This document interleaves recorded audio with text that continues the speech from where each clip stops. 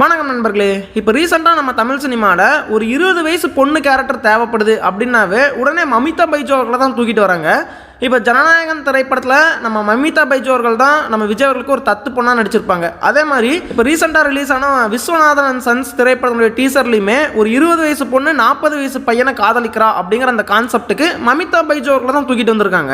ஆனால் எனக்கு மமிதா பைஜு அவர்கள் இந்த ரோலுக்கெல்லாம் சுத்தமாக சூட் ஆகலையோ அப்படிங்கிற மாதிரியான ஒரு ஃபீல் இருந்துகிட்டே இருக்கு. ஏன்னா அவங்களுடைய ட்ராக்கே வேற, அவங்கள நாம ஒரு மாதிரி பார்க்கணும்னு ஆசைப்பட்டா இவங்க வேற ஒன்று பண்ணிட்டு இருக்காங்களோ அப்படிங்கிற மாதிரி தான் எனக்கு ஃபீல் ஆகுது. சரி வாங்க நண்பர்களே, மமிதா பைஜு அவர்கள்கிட்ட ஏதோ ஒன்று தப்பா இருக்கு, அது என்ன அப்படிங்கறத இந்த வீடியோல நம்ம பார்த்துருவோம். நான் தான் உங்கள் Murugan. Thank you your honour, thank you.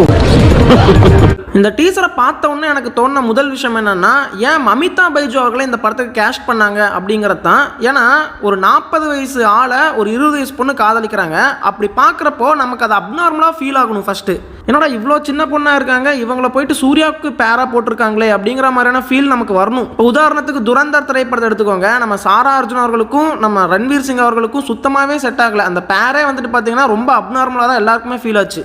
என்னடா ஒரு சின்ன பொண்ணை கொண்டு போய் அவருக்கு பேரா போட்டிருக்கீங்களே அப்படிங்கிற ஃபீல் பார்த்தோன்னே ஆட்டோமேட்டிக்காகவே வந்துச்சு. ஆனால் அந்த திரைப்படத்தினுடைய கதைக்கு அது தேவைப்பட்டுச்சு, அதனால் அப்படி பண்ணியிருப்பாங்க. ஸோ இந்த திரைப்படத்திற்குமே அந்த மாதிரியான ஒரு அப்நார்மலான ஃபீல் தேவைப்படுது. பட் நம்ம மமிதா பைஜு அவர்களை பார்க்குறப்போ சூர்யாவுக்கு கரெக்டான பேர் அப்படிங்கிற ஃபீல் தான் கொடுக்குதே தவிர ஒரு அப்நார்மலான ஃபீலே வரல அப்படிங்கிறது தான் உண்மை. ப்ரோ மமிதா அவர்களுக்குமே வந்துட்டு 24 வயசு தான் ப்ரோ ஆகுது. அவங்க 20 வயசு பொண்ணாக நடிக்கிறதுல என்ன தப்பு அப்படின்னு சொல்லிட்டு நீங்கள் கேட்பீங்க. என்னதான் வயசு கம்மியாக இருந்தாலுமே அந்த ஒரு அப்நார்மல் ஃபீல் வந்துட்டு கிரியேட் ஆகலை அப்படிங்கிறத உண்மை. என்ன கேட்டால் இந்த ஒரு ரோலுக்கு இன்னும் சின்ன பொண்ணாகவே வந்துட்டு கேஸ்ட் பண்ணியிருக்கலாம். உதாரணத்துக்கு நம்ம அனிகா சுரேந்தரை சொல்லலாம். இப்போ நம்ம அனிகா சுரேந்தர் அவர்கள் வந்துட்டு சூர்யா அவர்கள் பின்னாடி சுற்றிட்டு இருக்கிற மாதிரி அந்த கதை இருந்துச்சுன்னா அது பார்க்குறக்கே ரொம்ப அப்நார்மல் ஃபீல் கொடுக்கும். என்னன்னா சூர்யா அவர்களுடைய பொண்ணு வயசில் இருக்காங்க, இவங்க சூர்யாவுக்கு பேரா அப்படிங்கிற மாதிரி நம்ம யோசிப்போம் இல்லையா? அதுதான் அந்த படத்துக்கு தேவை அப்படின்னு தான் சொல்லி ஆகணும். அல்லது நம்ம சாரா அர்ஜுன் இருக்காங்க, அப்படி இல்லைன்னா இந்த சர்வமாயா திரைப்படத்தில் வந்து நம்ம ரியா ஷிபு அவங்களுமே வந்துட்டு இந்த ரோலுக்கு கரெக்டாக தான் இருந்திருப்பாங்க. ஏன்னா அவங்களுமே பார்க்க சின்ன பொண்ணு மாதிரி தான் இருக்காங்க. அண்ட் அவங்க சூர்யா பின்னாடி சுத்துறாங்க அப்படின்னா அது பார்க்கறக்கே வந்துட்டு ஒரு அப்நார்மல் ஃபீல் தான் கொடுக்கும். ஏன்னா சர்வமாயா படத்துலேயே வந்துட்டு அந்த ஒரு அப்நார்மல் ஃபீல் இருந்துச்சு. இந்த நிவின் பாலி அவர்கள் வந்து கொஞ்சம் ஓல்டராக இருப்பார். அவரை வந்துட்டு இவங்க லவ் பண்ணுறப்போ என்னடா ஒரு சின்ன பொண்ணு அவங்கள போய் லவ் பண்ணுறேன்னு சொல்லிட்டு இருக்காங்களே அப்படிங்கிற ஒரு ஃபீல் கொடுக்கும். இப்போ நீங்கள் யோசிச்சு பாருங்க, இந்த சர்வமாயா திரைப்படத்தில் நம்ம மமிதா பைஜு அவர்கள் நடிச்சிருந்தா எப்படி இருந்திருக்கும்?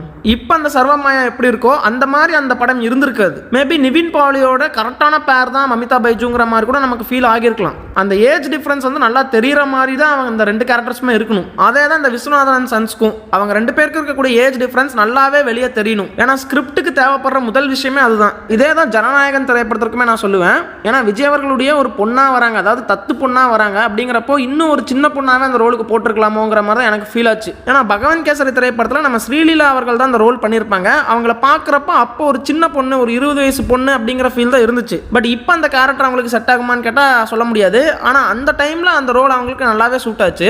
இப்போ அதே ரோலை நம்ம மமிதா பைஜு அவர்களை வச்சு பார்க்குறப்போ இவங்க ஒரு சின்ன பொண்ணு, விஜய் அவர்களுடைய பொண்ணு வயசில் இருக்கிற ஒரு ஆள் அப்படிங்கிற ஒரு ஃபீலே பார்க்குறப்ப வரமாட்டேங்குது. எனக்கு என்ன ஃபீல் ஆகுதுன்னா, மமிதா பைஜு அவர்களுக்கு வெறும் 24 வயசு தான் ஆகுது. அதுவும் இல்லாமல் இப்போ ட்ரெண்டிங் ஹீரோயினாக அவங்க தான் இருக்காங்க அந்த ஏஜில். ஸோ அதனால் இவங்கள தான் எல்லாருக்கும் பிடிச்சிருக்கு, இவங்க தான் எல்லாரும் அட்ராக்ட் பண்ணுறாங்க அப்படின்னு சொல்லிட்டு அந்த ரோலுக்கு அவங்க செட் ஆகுறாங்களோ இல்லையோ அவங்கள தூக்கி அந்த ரோலில் போட்டுடுறாங்களோ அப்படிங்கிற மாதிரியான ஃபீல் தான் எனக்கு இருக்குது. ஒரு சில திரைப்படங்கள் எல்லாம் அந்த கேரக்டருக்கு அவங்கள தவிர வேறு யாருமே பர்ஃபெக்டாக இருக்க மாட்டாங்கடாங்கிற மாதிரி ஃபீல் ஆகும். உதாரணத்துக்கு இந்த வித் லவ் திரைப்படத்தில் நம்ம அனஸ்வரா ராஜன் அவர்கள் நடிச்சிருப்பாங்க இல்லையா, அவங்கள விட்டால் அந்த ரோலுக்கு வேறு யாருமே செட் ஆக மாட்டாங்கிற ஃபீல் தான் அந்த படம் பார்க்குறப்ப எனக்கு வந்துச்சு. ஏன்னா ஸ்கூல் போர்ஷன்லையும் சரி ப்ரெசன்ட் போர்ஷன்லையும் சரி அவ்வளோ சூப்பராக அவங்க செட் ஆகிருப்பாங்க.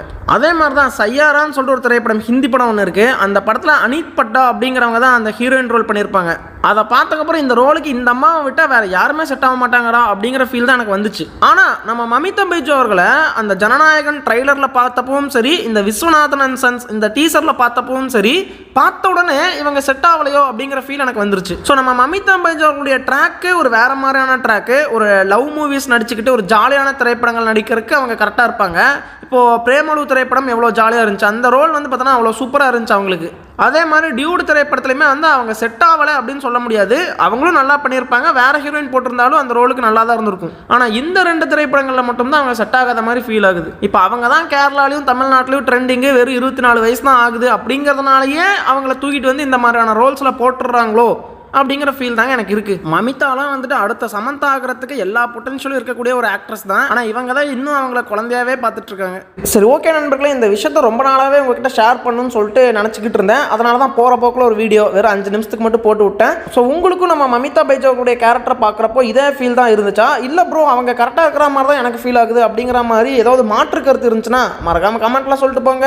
உங்களை நான் அடுத்த வீடியோவில் சந்திக்கிறேன்.